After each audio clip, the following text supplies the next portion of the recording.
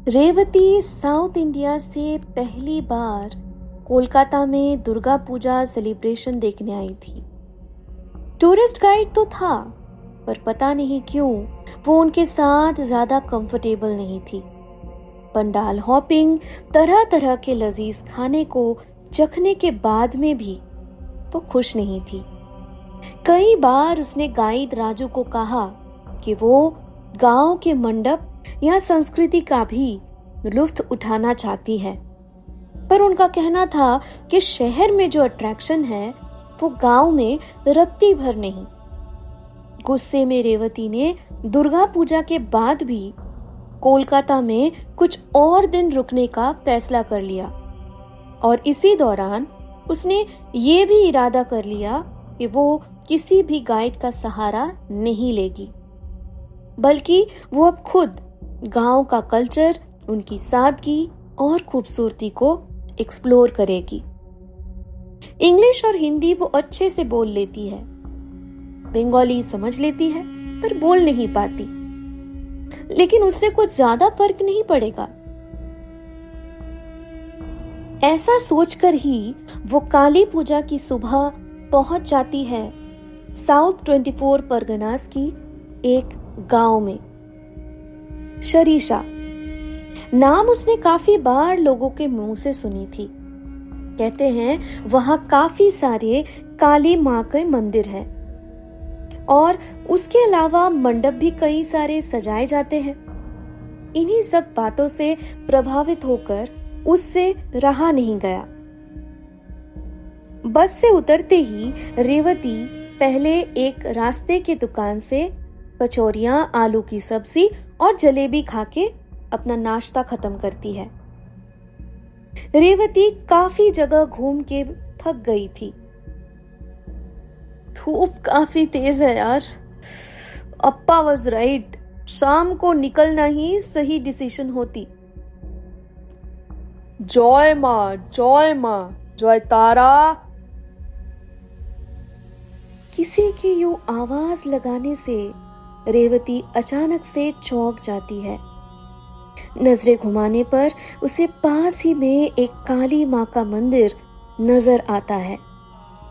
वो धीरे धीरे उसी तरफ अपने कदम बढ़ाने लग जाती है। मंदिर के अंदर कोई पुजारी बैठे हुए थे।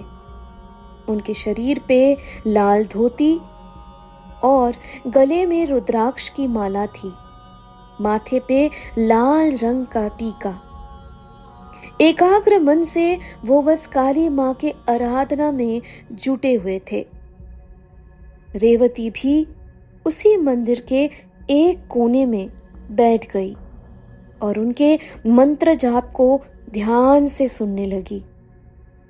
पूजा संपन्न होने पर पुजारी पीछे मुड़कर जैसे ही रेवती को देखते हैं तो उनकी आंखों में एक चमक लिए वो उसे कहते हैं, तू यहाँ की नहीं लगती बेटी, घूमने आई है लगता है।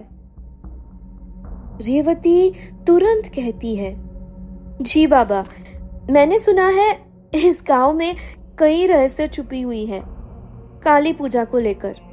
यहाँ की संस्कृति और पूजा शहर से काफी अलग तरीके का है, इसी जहाज से आई हूं मैं।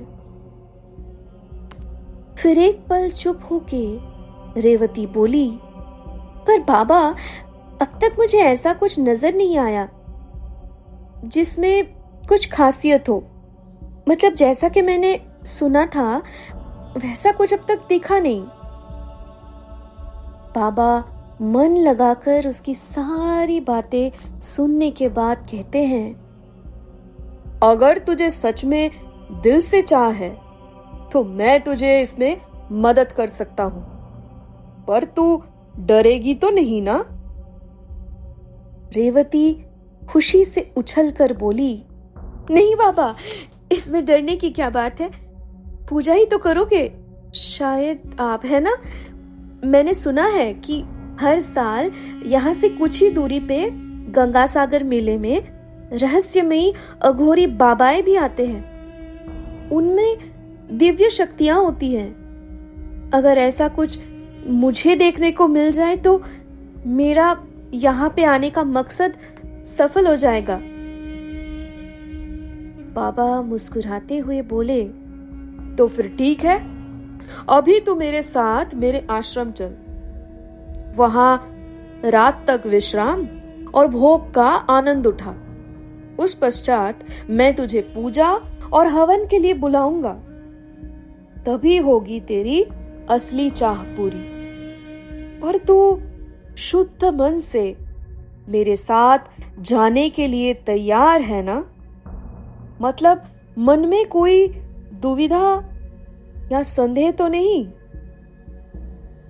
रेवती सर हिलाकर ना का इशारा करते ही बाबा आगे की ओर चल पड़ते हैं।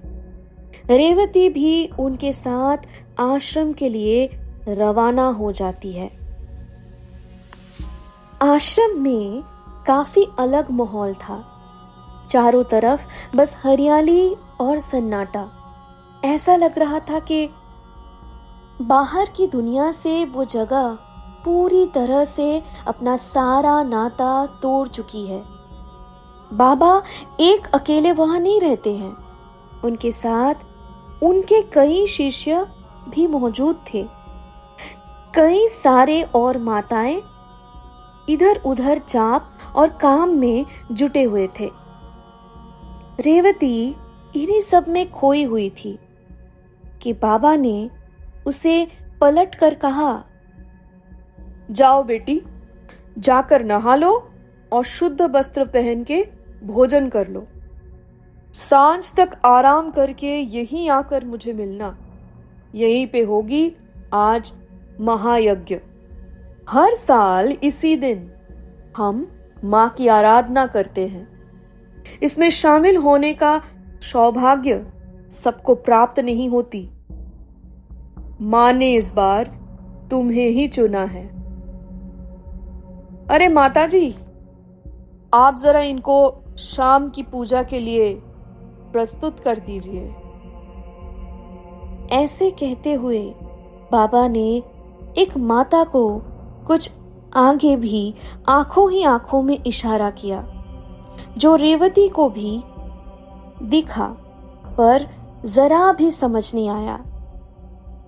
वो इन सब में ज्यादा गौर भी नहीं करना चाहती थी। इनकी आपस की कोई बात हो सकती है। साधु संतों की जिंदगी अलग होती है।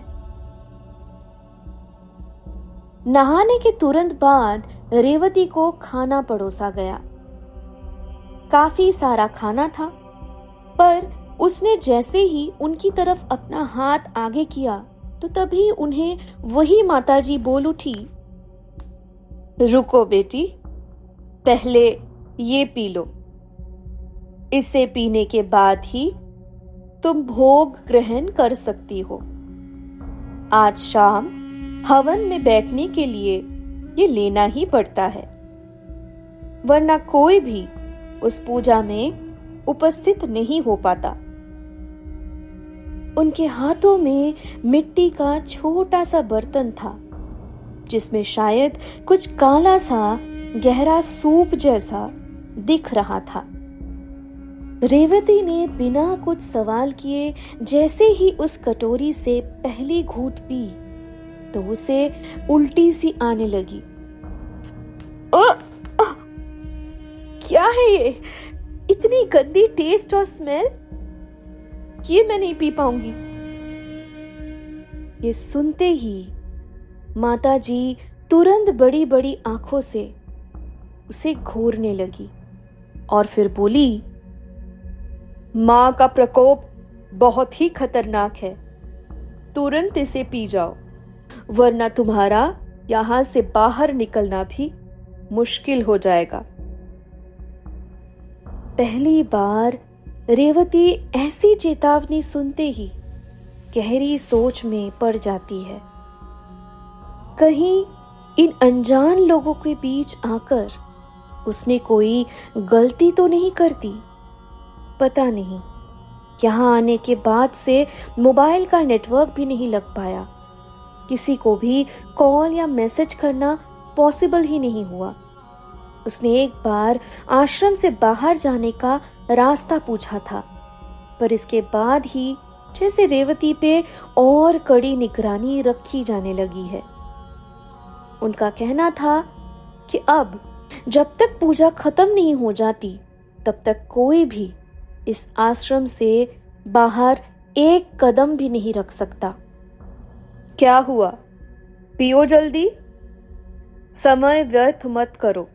इसके बाद विश्राम लेकर पूजा के लिए तैयार भी तो होना है। रेवती लाचार थी, इसलिए जैसे तैसे उसने उस कटोरी के सूप को निगल लिया। आगे उसे कुछ खाने का मन नहीं था, पर भूखे रहना भी ठीक नहीं रहेगा, ये सोचकर उसने थोड़ा सा खाना खा लिया। उठ जाओ और देर मत करो, जितनी जल्दी हो सके यहां से भाग जाओ। कौन? रेवती नींद से अचानक जग के आंखें मलती हुई पूछती है। ये सब अब पूछने का वक्त नहीं, जितनी जल्दी हो सके यहां से चली जाओ। रेवती अब कमरे के धीमी सी रोशनी में देखती है कि एक करीबन 7-8 साल की बच्ची सफेद और लाल साड़ी में उसके बिस्तर के सामने खड़ी हुई थी। उसे देख वो मुस्कुरा रही थी। कौन हो तुम? रेवती के पूछने पर वो बच्ची बोली, मैं कालिका हूं, ये ही पे रहती हूं, तुमको बचाने आई हूं, आओ मेरे साथ। लेकिन मैं क्यों आऊं तुम्हारे साथ? और ये सब तुम क्या कह रही हो? बचाने आई हो मतलब? यहां मुझे किससे खतरा है? इतना सवाल मत करो, बस मेरे साथ इसी वक्त चलो, वो लोग आते ही होंगे।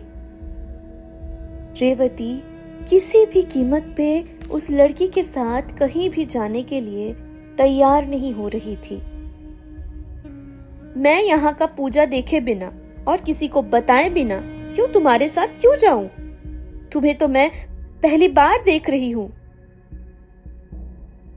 यही तुम्हारी सोच अगर मंदिर में भी सही वक्त पे आती तो तुम इस अनजान लोगों के बीच अभी नहीं होती। जब उस आदमी के कहने पर इस आश्रम तक पहुंच गई हो तो मेरे कहने पर यहां से भी जा सकती हो। रेवती पलके झुका के जैसे ही एक पल सोचने लगती है, तभी उसे आवाज लगाते हुए वही माताजी कमरे में आ पहुंचती है। समय हो गया है, चलो, तुम्हें तैयार करके साथ ले जाने के लिए कहा है बाबा ने। लाल साड़ी और लाल टीका लगा के रेवती को पूजा में हवन कुंड के आगे बिठाया जाता है। रेवती ने अपनी नजरें घुमाई तो देखा आसपास सभी आश्रम के सन्यासी और माताएं मौजूद थी, पर वो बच्ची पता नहीं कमरे में उस माताजी के आते ही कहां दौड़ के निकल गई। इस बारे में किसी से पूछने का मतलब भी नहीं था। बिना बात उसे और मुफ्त का ज्ञान सुना देते। कोई शरारती बच्ची होगी जो आश्रम में ही पली बड़ी होगी। यही दिलासा देकर रेवती ने उस बात पे मिट्टी डाल दी थी। जैसे जैसे रात गहरी हुई, हवन कुंड की आग मानो और तेज होने लगी। बाबा का शांत रूप अब विकराल बनता जा रहा था। उन्हें घेरे हुए सारे आश्रम के लोग भी जैसे थोड़े अलग से दिख रहे थे। अचानक बाबा ने उसकी तरफ देख के कहा, ये माला पहन ले। माला? पर ये तो काली माँ के गले पे चढ़ाया जाता है ना? रेवती के कहने पर बाबा अचानक से और भारी आवाज में माता जी को देखते हुए बोले, माता, इसे ये माला पहनाओ और ये पीने को कहो। ऐसा आदेश करते ही वो माता जी बाबा के हाथों से गुड़हल का माला लेकर रेवती को पहना देती है और फिर एक कटोरी में कुछ थामे हुए उसके सामने आकर उसे पीने के लिए कहती है। पर उस कटोरी में झांकते ही रेवती एकदम से चिढ़कर कहती है, छी, फिर से वही सूप, मैं इसे और नहीं पी सकती। इस बात से मानो बाबा गुस्से से बौखला गए। पहली बार रेवती पे चिल्लाते हुए उन्होंने कहा, इस पूजा में बैठने के लिए कुछ विधियां हैं जिनको पूरा करना ही पड़ता है। बस आंखें मूंद कर इसे मां का प्रसाद समझ के घटक जा। रेवती के सबर का बांध जैसे अचानक टूट गया।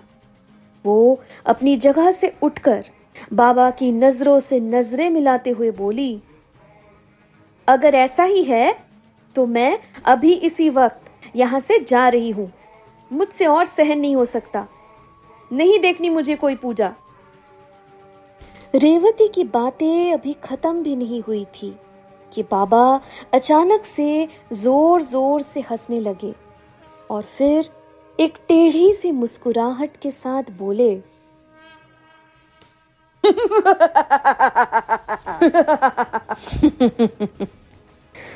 यहाँ एक बार जो आ जाता है वो यही का होकर रह जाता है। विश्वास नहीं हो रहा तो जरा तेरी चारों ओर नजरें घुमा के देख। क्या मतलब? ऐसा क्या अलग है यहां देखने लायक? आप मुझे जबरदस्ती यहां नहीं रोक सकते। मेरे गुलामों के होते हुए मैं क्यों तुझे रोकने की कोशिश करूं? गुलाम? कौन से गुलाम? हाँ, गुलाम। अब तुम सब अपने असली रूप में आ जाओ और इसे सच्चाई का सामना कराओ। रेवती कुछ आगे भी पूछने वाली थी, पर उसने जो भयानक मंजर देखना शुरू किया उससे उसकी आवाज मानो गले में ही रुक सी गई। उसने देखा बाबा के आसपास जितने भी सन्यासी और लोग मौजूद थे उनका शरीर देखते ही देखते कंकाल रूप में बदल जाने लगा। यहाँ तक कि वो माताजी भी धीरे धीरे एक कंकाल बन गई। ये सब मेरे गुलाम हैं। ये भी तेरी तरह इस आश्रम में अपनी मर्जी से आए थे। हर साल मैं यहाँ अपने गुरु के साथ नरबलि देता था। सालों से मेरे गुरु की परंपरा को मैंने उनके साथ ही निभाया है, पर पिछले 2 साल से मुझे वो सौभाग्य प्राप्त हुआ है। तू खुद से मां को अर्पित होने के लिए मेरे साथ यहाँ चली आई है, वरना पता नहीं पिछले 2 साल से मां को मैं किसी का भोग नहीं लगा पा रहा हूं। मां, मांगो, कृपा करो मां। रेवती ने देखा कि इतना कहकर ही वो बाबा अचानक से काली मां के आगे सर पटक पटक के गिड़गिड़ाने लगे और वो सारे कंकाल भी उसी तरफ मुड़कर खड़े हो गए। चलो आओ, किसी ने रेवती के कलाई को खींचते हुए कहा। तुम ये सब क्या? कालिका ने अपने होठों पे उंगली रखकर उसे चुपचाप अपने साथ जाने का इशारा किया और इस बार रेवती भी बिना कुछ कहे दबे पांव कालिका के साथ चलना ठीक समझा। कुछ ही दूर जाकर कालिका बोली, यहाँ से सीधी चली जाओ, बड़े रास्ते से गाड़ी पकड़ के कोलकाता चली जाना और दोबारा कभी इस गांव में मत आना, समझी? रेवती ने उसके गालों पे हाथ सहलाते हुए कहा, पर तुमने मुझे बचाया क्यों? कालिका हल्की सी मुस्कान के साथ बोली, क्योंकि एक माँ अपने संतान की बलि होते हुए नहीं देख सकती। ये सारी सोच इंसान के खुद का बनाया हुआ है। वो अपने स्वार्थ के लिए मेरे नाम का इस्तेमाल करता है, नर बलि देता है। अब ये सब छोड़ो, तुम जाओ जल्दी। रेवती अब बिना वक्त गवाए दौड़ लगाती हुई बड़े रास्ते पे पहुंच जाती है।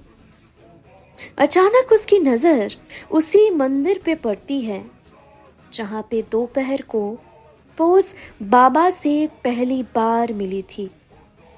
मंदिर का नाम तब उसने पढ़ी नहीं थी, पर अभी स्ट्रीट लाइट में वो नाम साफ साफ नजर आ रहा था,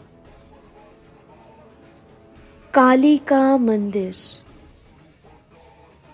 रेवती इससे पहले कि कुछ और सोच या समझ पाती, उसने देखा कि मंदिर के सीढ़ियों पे वही बच्ची कालिका खड़ी थी। उसके शरीर से एक सफेद सी रोशनी निकलकर चारों ओर फैल रही थी और रेवती के पलक झपकते ही कालिका उस रोशनी के अंदर कहीं गायब हो जाती है।